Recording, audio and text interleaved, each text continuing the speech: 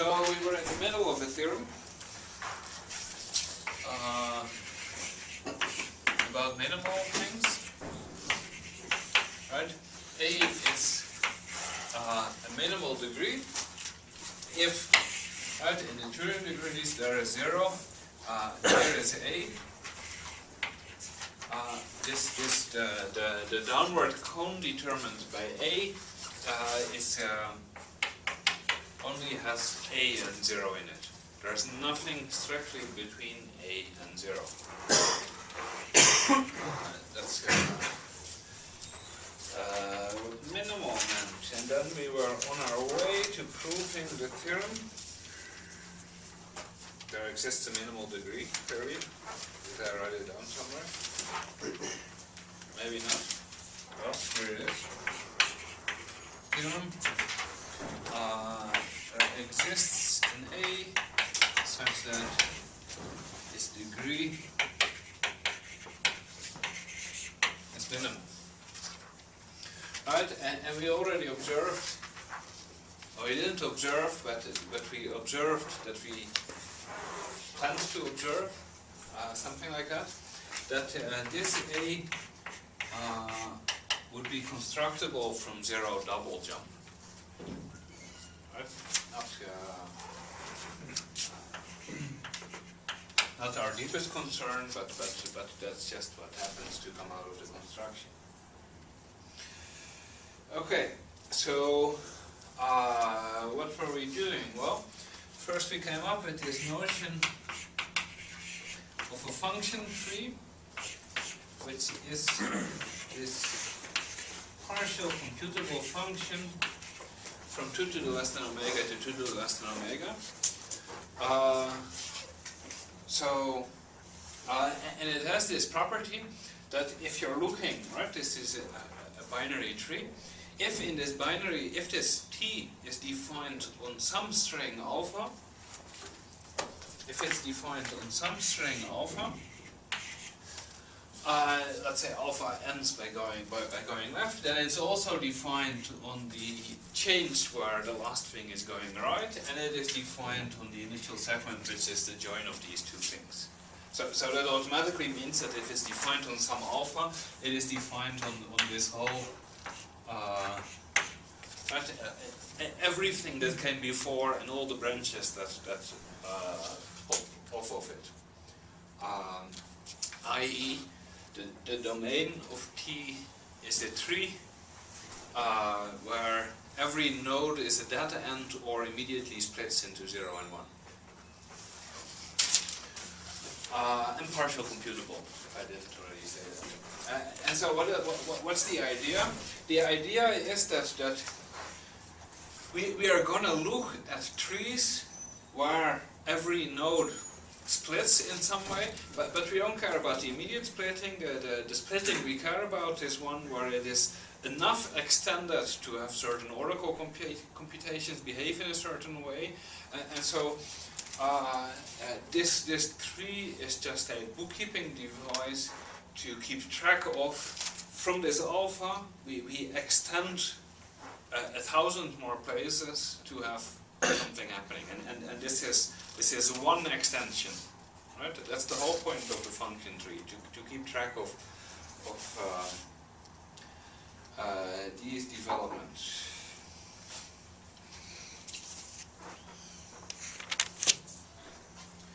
Then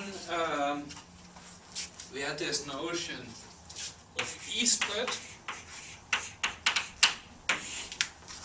A node on an F tree was E-split, where E is the index of a Turing machine. A node on this tree is E-split if on this tree, right, nodes on the tree meant nodes in the range of this tree. If on this tree, this node nu, it doesn't have to immediately split in a certain way, but there exist extensions of this node nu, which might consist of multiple extensions in this tree, where some value is computed differently by the each Turing machine from these two different extensions. So that's what it meant to be E-split. Then we had these color notions. E black, E white, and E gray. And so E black meant there are no E splittings above this node. A node is E black if nowhere above it gets split. E white meant yes, there are E splittings above, and in fact the immediate extensions, according to this tree, the immediate extensions form a splitting. And E gray meant not white or black. For trees we also had E black, white and gray. And for trees meant a tree is E black if all of its nodes are E black, a tree is E white if all of its nodes are E white, and a tree is E gray if neither of those is the case. That means that either there are some gray nodes or there are both white and black nodes. Right? So just a gray tree just means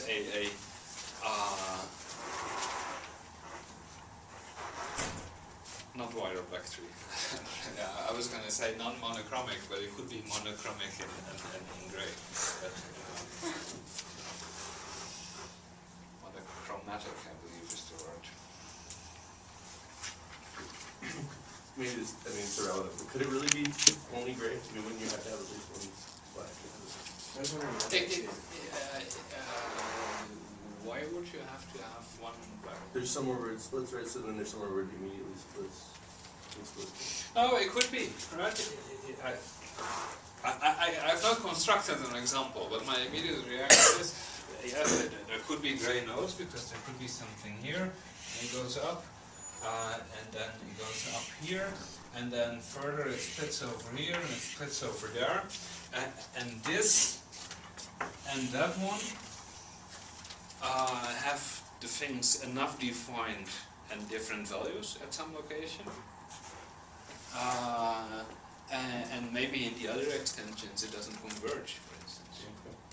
But if it converges everywhere, then I think you can maybe get it to be immediate extensions. No, I'm even doubtful about that.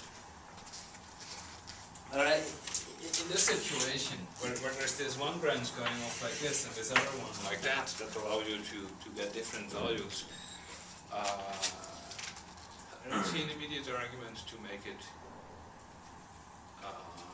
to find an immediate place where it happens, because it can diverge in places. That's I guess.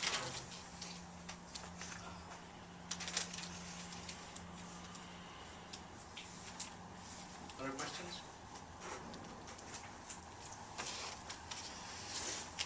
Okay. So then, after this, we have come up with our requirements. RE A lies on a total F3 which is either E wide or E black.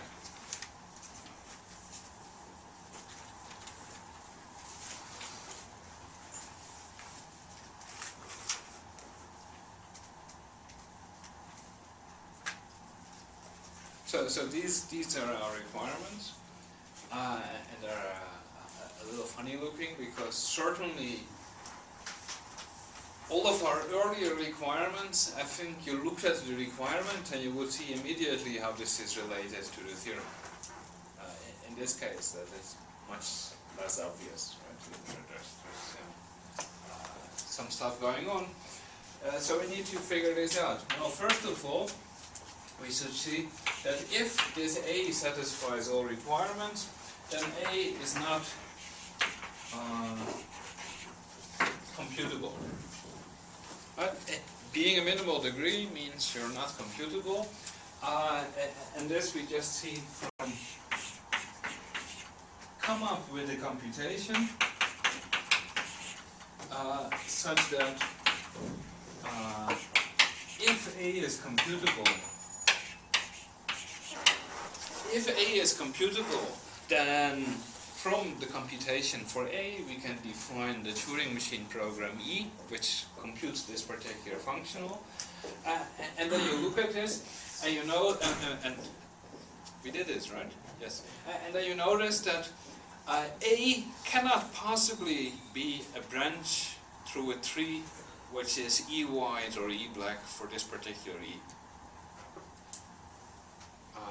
And therefore, because therefore it's a contradiction. A cannot be computable, and as soon as A is not computable, this E is no longer an index for a Turing machine because A is too complicated. And then we're all good. So then,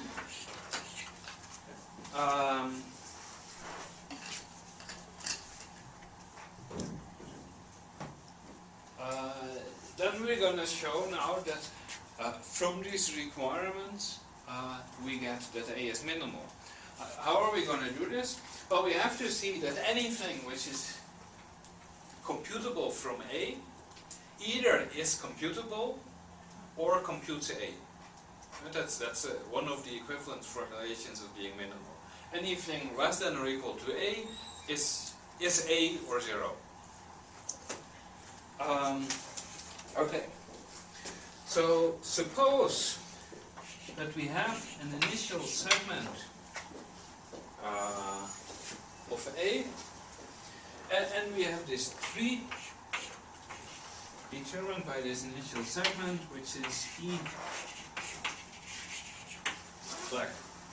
Right? So this is to say we are in the case where A lies on a total F tree, which is E black, and if it's on a total F tree, which is E black, then in particular you have such initial segments. Right? A total F tree restricted to the tree above a certain node in that tree is still a total F tree, and you've just shifted up and left out the stuff you obviously do not care about. So if this happens, and if phi E A is G is total, right? So this is the only thing we have to care about. If we ignore this, right? What are we trying to show? We are trying to show that everything which is computable from A is either computable or computes A. So we need to look at such G. These are the total things computable from A, possibly characteristic functions of sets that reduce to A. Right?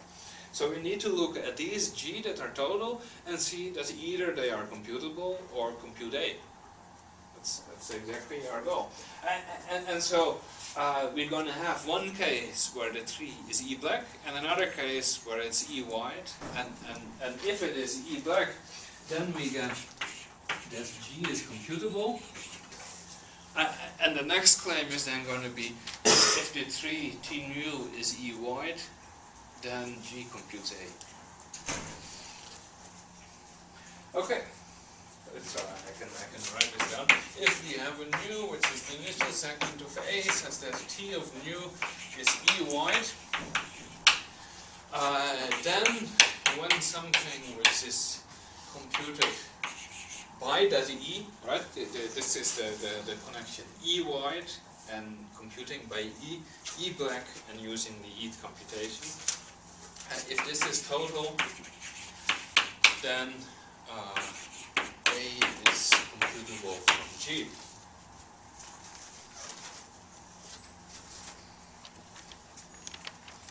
Okay. Let's see why both of these statements are true. Okay, E black. What does E black mean? E black, I didn't write it down, but I said it right. E black meant there are no splittings. Right?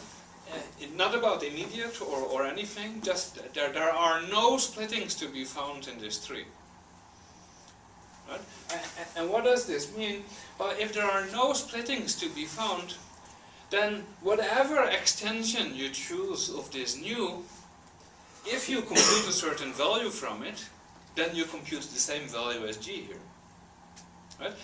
Because the fact that this is our assumption, that from A you compute a total function. So this means you go and try and decide what is phi EA of x on some particular value x, and you start looking in the tree for oracles which are sufficiently far defined to give you a value for x. And you find the first one and you say, okay, now I have a candidate value for x.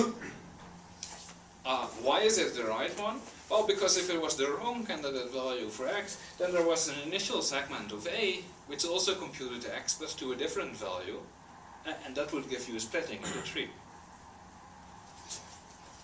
Right, so we are at mu, and we just start looking in this cone above, which is exactly t of mu, for some value sigma, such that phi sigma e of x is defined. And the fact that the node is E black, therefore there are no splittings, means it doesn't matter which sigma we encounter. Because if there was another one, sigma prime with a different value, then they would form a splitting above mu. And there are no splittings above mu. So every value you find like this is equal to the value computed from A. And that now shows that it's computable, because I gave you a computations procedure here. Search for a sigma, such that this is defined, output the value you get. Now, as soon as you say search, you worry, does it hold? Well, yes, it does hold, because the fact that the computation from A is total means that there exist initial segments on the tree for which this is defined, namely a sufficiently long initial segment of A. We can of course not search for a sufficiently long initial segment of A because A is too complicated, but because there are no splittings, we don't care. Any sigma which you find works.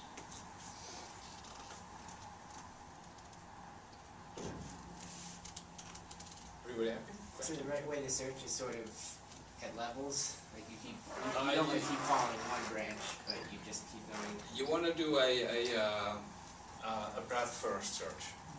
Yes. Because if you do a depth first, you might get stuck somewhere where convergence does not happen.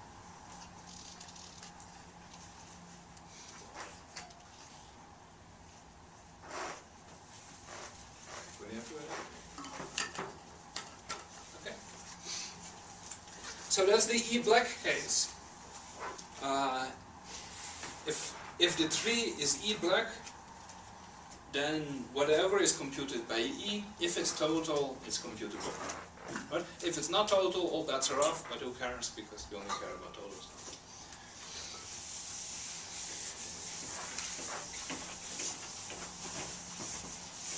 So now the other case.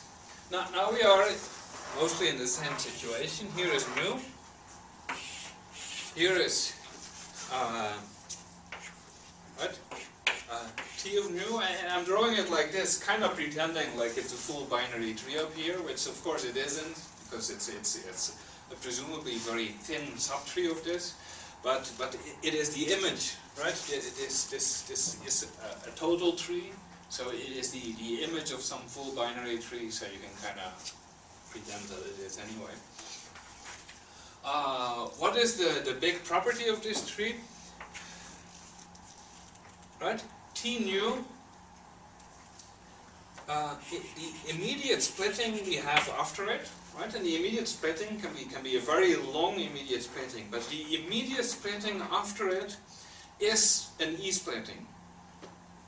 What does it mean? The immediate splitting after it, for the immediate splitting after it, there exists a value such that using both of these as an oracle, that value converges but to different values. Yes. The word value occurred a few times too many. Right? If this is sigma and that is gamma, these are the immediate extensions in this F tree of mu, then it is the case that there exists an X, there exists an S, oh, somebody doesn't like the S, I'll leave it out. There exists an X such that phi of sigma of E of X converges and is different than phi of gamma of E of X, which also converges.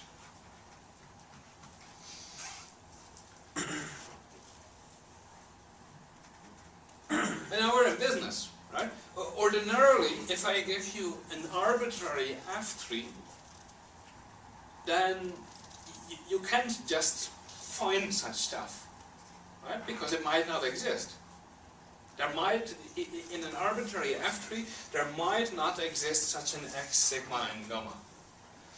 But if you are in an f3 and you know it's E wide, then you know this stuff exists. There exists this x. So if you know your tree is wide, then not only do you know there exists such a thing, you can go search for it and find it.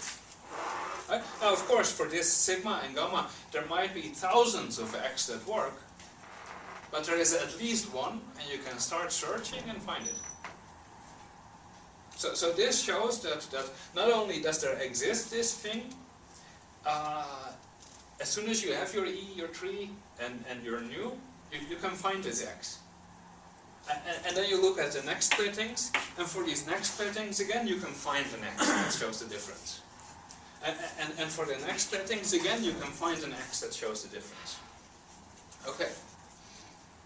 Everybody happy with that so far? And then we're done, right? Then we're done because we have a G which is total.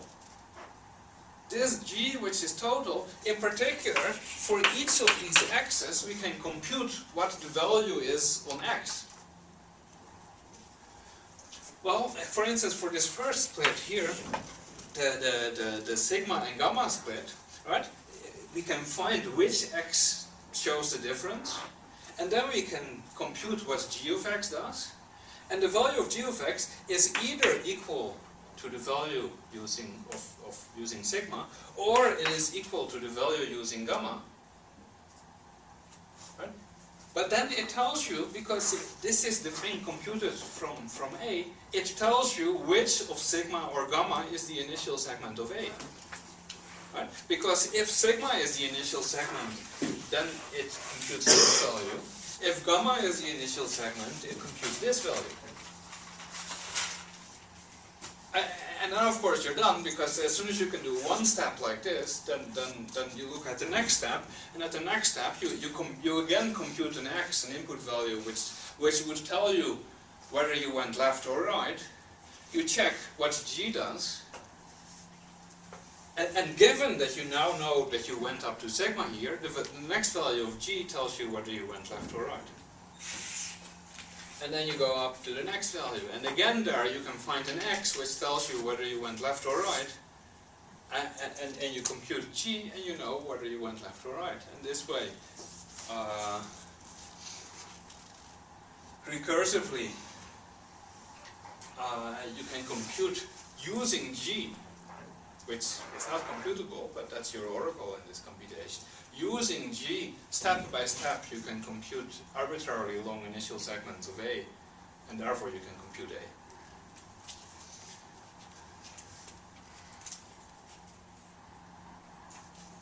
Everybody happy?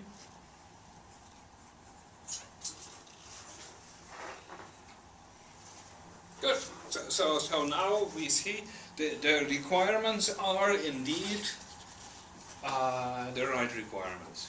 If we satisfy all requirements, A is not computable, and for everything which is computable, well, for every E, either it's on an E wide tree or it is on an E black tree. If it is on an E wide tree, then A is computable from it. If it is on an E black tree, then the thing itself is computable. Therefore, this funny looking collection of requirements about being on total f-trees works. We still have to satisfy the requirements. They still have to satisfy the requirements, but we're pretty much halfway there. Halfway there, because I think you observed last lecture that if you have a tree and I keep forgetting which color is which, right?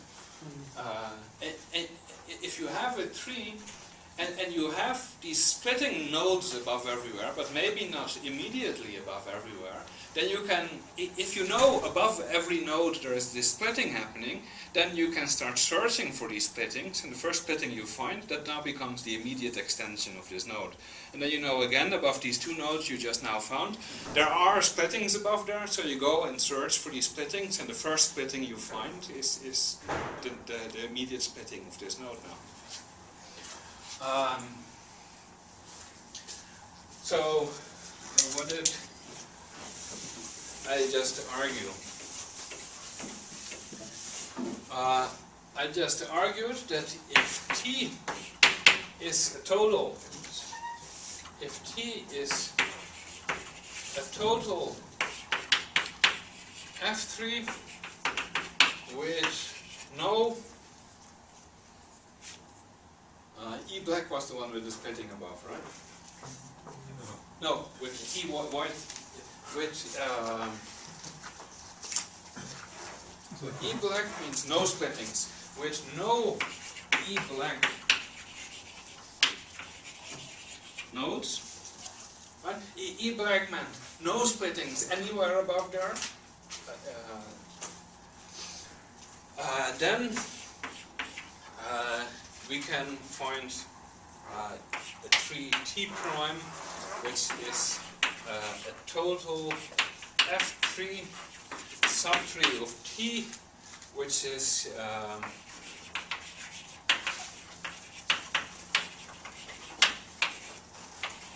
E white, by exactly this procedure. Search for the next splitting. There are no E black nodes, therefore you will always find a splitting. That now becomes the immediate extension of the node you're at. Then at each of these nodes you again start searching for a splitting, and the first one you find, that's the one you take as the immediate splitting. So this is just a possibly excessive thinning out of the tree, right? There might be many splittings which you throw out by taking the first one that you run into, but who cares? As long as you don't throw everything out and you're still left with a full binary tree or something isomorphic to it, then you still have an F3 and everything works out. So, if there are no E black nodes, you know what to do. If there is an E black node, you also know what to do. That would be my plan, right? If nu on T is E black, then T nu is E black. Because if a node has no splittings above it, then all the nodes above it also have no splittings above it. Right? So E black is this upward property.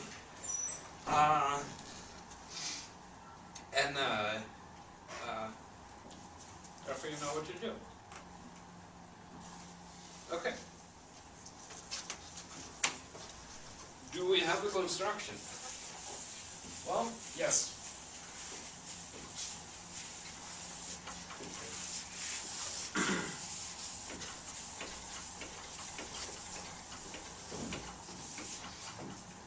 Look at the requirements, right? What we want is to find an A such that for every E, this A lies on a branch through a total F3, which is either E white or E black. And along the way we will accidentally observe that we can do this in a complexity zero double jump, but that's hardly the point. Okay. So what are we going to do? We are going to start with T naught being the full binary tree, maybe T minus 1 with the right bookkeeping. And then I'm going to define Tn plus 1 to be a total F3 which is a subtree of Tn is such that Tn plus 1 is n wide or n black. Right, so going from tree Tn to tree Tn plus 1, we thin out the tree we were looking at in such a way that this tree now is a total F3 which is n white or n black. And we exactly know what to do, right? Tn plus 1 is equal to Tn prime, we call it T prime over there, or Tn nu, one of these two. It is equal to Tn prime if there are no color E black nodes,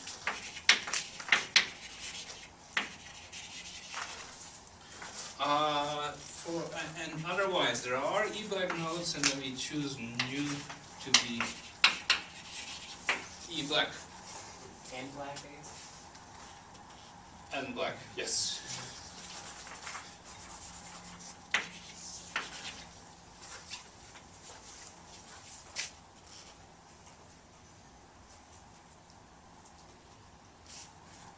And we won. Each of these trees are infinite, therefore correspond to non-empty closed subsets of 2 to the omega. Compactness theorem says the intersection of all of these is non-empty, therefore there is a branch of the type we want. Right? So now take anything in the intersection like this. Right? A being in the set of infinite branches through Tn, maybe I should put the n plus 1 there, because then I'll say the right thing. A being any branch through Tn plus 1 means that A is a branch through Tn plus 1, which means A is a branch through an n white or an n black tree. And so this sequence of trees we have constructed here is exactly the sequence of trees that witnesses that all the Re are satisfied. Right? 3Tn plus 1 shows that the Rn is satisfied. Or Re is satisfied because of 3Te plus 1.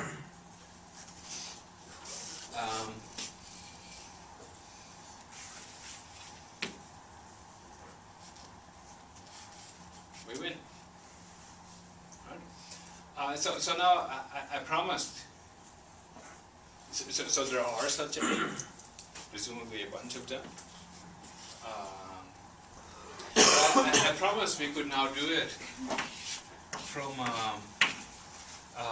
zero double jump. Right now this seems suspicious because this A is this arbitrary member in this set, so the construction needs to be a little bit refined if we're going to do it from zero double jump.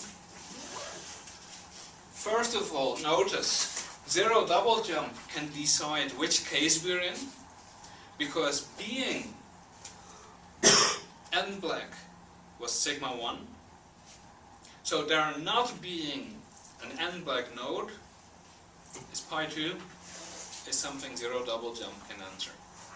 So zero double jump can tell you which of these cases you're in. And as soon as you know which case you're in, then you either know how to construct Tn or Tn plus 1 from Tn, or you know that there exists an n black node. Well, if you know there exists an n black node, then you can use zero double jump to go and search for it, right? Is this node n black? Is this node n black? You didn't even need zero double jump. 0, 1 jump was enough for that. It's a sigma 1 statement after all. So zero double jump suffices to define the sequence of trees. But now we want to really construct A from it, because still, right, zero double jump suffices to make a sequence of trees. That does not mean at all that every A in here is zero double jump computable. But now we need to show that while we're picking these trees, we can also build A. And the way to do this is to, while you're making these trees, construct also tau n, which are increasing initial segments of A. And so you make sure that at the end step, tau n is the root of the end tree. So there's no splitting below tau n. It's the root of this tree, and then you just thin out above here, either in this way or in that way, and then you choose, I don't know, the lexicographic least actual extension of Tn that now exists on the tree. And then after you've done that, you do one more thinning step, right? So you choose this extension tau n plus 1 to be on Tn plus 1. But now you do one more step to maintain our invariance, and then you say, well, the real Tn plus 1 is now Tn plus 1, just the extensions of this thing we picked, so that we keep working above just the extensions of A.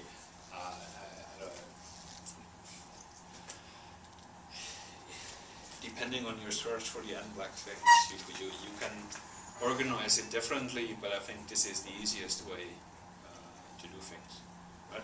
If you don't do this step, then the next new might be incompatible with the tau n you chose. So you want to make sure that you're only looking really above the current extension where you're at. And you can do that because all of these trees are full binary trees, so if you thin it out anywhere, you still are left with a total F3.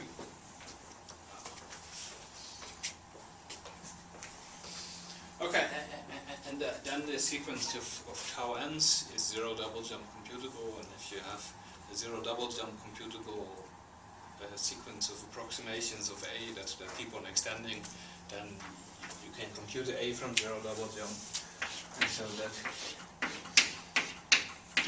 finishes the theorem.